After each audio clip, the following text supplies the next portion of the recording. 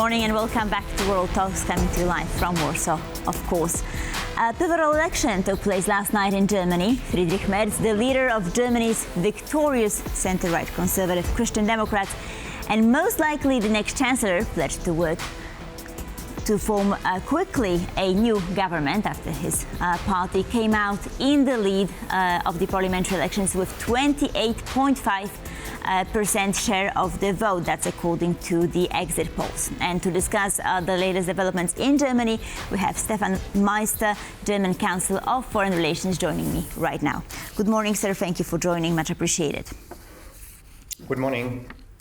So let me start with a quote from Merz, who says that I am in close contact with many prime ministers, heads of government of the EU, and it must be an absolute priority to strengthen Europe as quickly as possible so that step by step we actually achieve independence from the USA. It seems to be his main message, right? That once he takes office, he's going to do his best to perhaps also restore Germany to the position of the European leader. I think it's this kind of message is also a reaction to Olaf Scholz's policy, where there was no German leadership in Europe, and really the question is Germany able to act on key issues. So he wants to show. Fridrich Merz wants to show the ability of Germany to act and also to lead Europe in several issues. And I think it's also a message that Germany is returning to Europe, and there's no other choice than focusing on Europe, with the Trump administration now attacking Europe in many areas, questioning security guarantees. So I think there is a clear understanding it needs a different Germany in Europe, and the EU and the European partners are at the core of this chancellor. Right. He also time and time again mentioned that he plans to restore closer ties with Poland, but his rhetoric on Ukraine is also more hawkish than what Olaf Scholz used to say. He's more open to sending missiles and supporting Ukraine. So do you think that we'll see that shift in policy once he takes office? We will have to see. I think he wanted to make a difference also to Olaf Scholz in that he's saying, I'm sending the Taurus, while Olaf Scholz was not doing it. He will be in a coalition with the Social Democrats, very likely, so they will remain in the government, and they might slow down also the support for Ukraine. Depends also on the personality constellations. Minister of Defense Pistorius, for instance, from the Social Democratic Party, he's a strong supporter of Ukraine. But I think, yes, there is an understanding with Merz and in the CDU. We have to support Ukraine more, and I expect at least more steps in this. But I think that's also about the debt break. This is about funding. This is really about stepping in a different scale, and that's still not decided. Yeah, it will be really part of the coalition negotiation. So we will have to see how he's really able to lead. Right. So let's stop for a minute on the topic of potential coalitions. Right. So the so-called Grand Coalition you've mentioned is the most likely outcome. However, what other options are out there? So there's no need at the moment to have any other parties into this coalition. I think it's very clear that Merz will be the new chancellor. If BSW might, after recount of votes, still enter the parliament because they have 0.3 missing percentages, I think that's possible. Then it's not enough to have just Christian Democrats and Social Democrats. Then the Greens might enter this coalition. But I don't see any other constellation. So AfD is no option. Liberals, FDP is out. Left Party is no option for the Christian Democrats. So it's either a grand coalition, as we have called it in the past, or with the Greens. But I don't see this coming.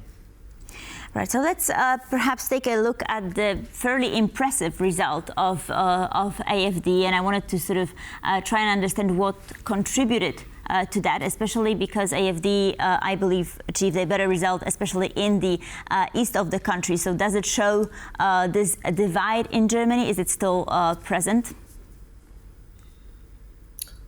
I would, yes, sure. In Eastern Germany, there is a stronger support for AfD. It's I think around 30%. So it's really, really relevant. And there is this feeling in Eastern Germany that people are, this is not our country, these are not our parties, and a lot of people are in the end supporting an extremist party, also with ties to Moscow. But I would not say that this is just the Eastern German phenomenon. AfD has 20% in overall Germany, and the eastern part is much smaller in terms of voters. So I think there's a huge support also in Western Germany.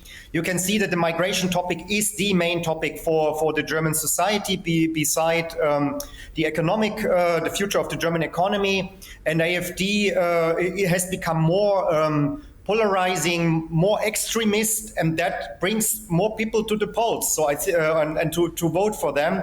So I think you see a shift also in the society, dissatisfaction with the ruling elites, with the economic situation, and as I said, in particular with a lot of migrant security. We had a lot of attacks in the last weeks also by migrants in Germany. Right, and do you think that endorsements from people such as J.D. Vance or Elon Musk, did this contribute to AfD's result? To be honest, I'm skeptical. I don't think that the electorate of AfD is listening to J.D. Vance. They are mostly anti-American, very much sovereignist, not so much looking into what the US is saying. I can imagine that, for instance, X and other US social media, they prefer AfD, so they push AfD also in social media. But we could also see that especially young people this time more voted for left party than for AfD. So even this factor, I think, has its limits. Right, and there was an impressive voter turnout, right? 83% participation, if I'm not mistaken. So this is very, very significant. What contributed to that? I think it's not only polarization. It is also polarization which brought more people, especially for AfD, to vote. But I think people in Germany really understand this is a very decisive election. This is a very, very difficult time for Germany and for Europe.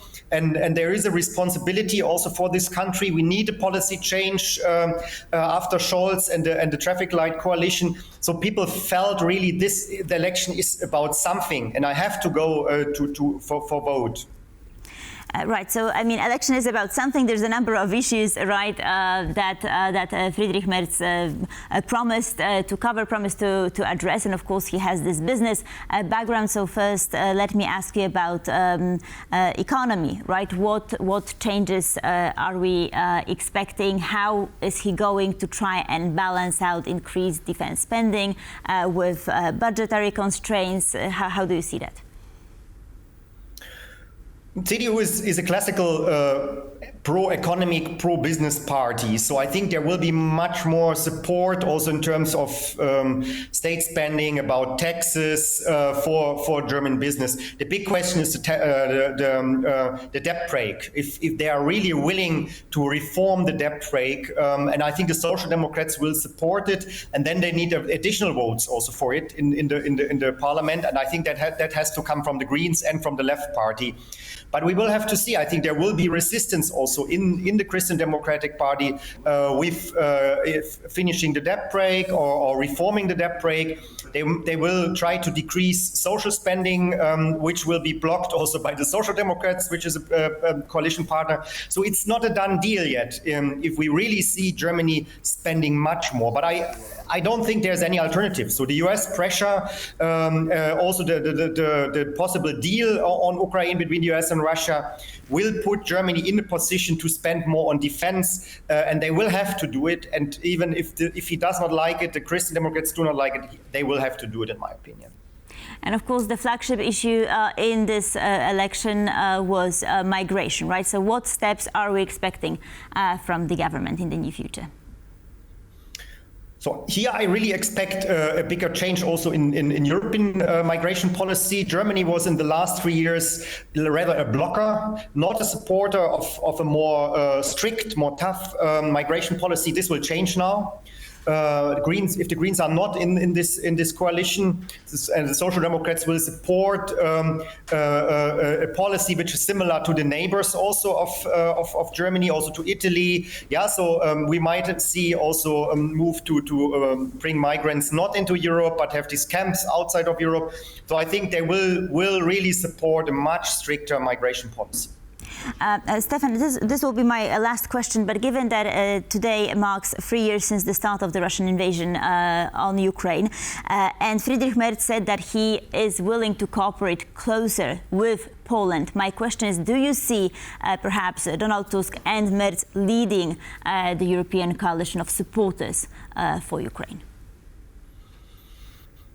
I think from a Polish perspective, Merz is a better choice. Yeah, let's say it like this. There is a different relationship also of the Christian Democrats with Poland than the Social Democrats, and we saw also Merz on a trip to Ukraine stopping over in Poland, and also Merz made the announcement he will travel on his first trip to Paris and to Warsaw. So I think there is a clear move towards a stronger cooperation with Poland. Yeah, maybe leading. Let's see if they will lead this coalition for Ukraine and on defense. I think the UK will also have to play here a big role, and also France. But there will be really a move towards Poland. The question is with Poland. Poland is willing to cooperate more with Germany, also with the upcoming presidential election. I think, and then we will only know where this whole relationship will move. Absolutely. Stefan Meister, German Council on Foreign Relations. Thank you, sir, so much for sharing your insights. Much appreciated. Thank you for having me. And thank you for watching World Talks. Please stay tuned for more here on TVP World News Bulletin coming right up.